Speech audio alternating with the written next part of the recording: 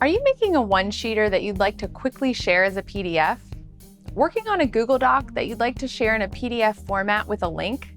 Make your Google Doc a downloadable PDF in one easy step.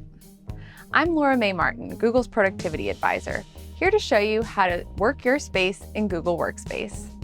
Today we'll show you how to make a PDF link of your Google Doc.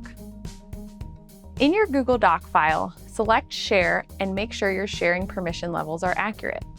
Click the Copy link and then Done. When pasting the link, change the end of the URL. This link will now direct users to a PDF version of your file. So there you have it. Make a PDF link of your Google Doc in one easy step. If you have any specific questions about this tip, leave them in the YouTube comments below.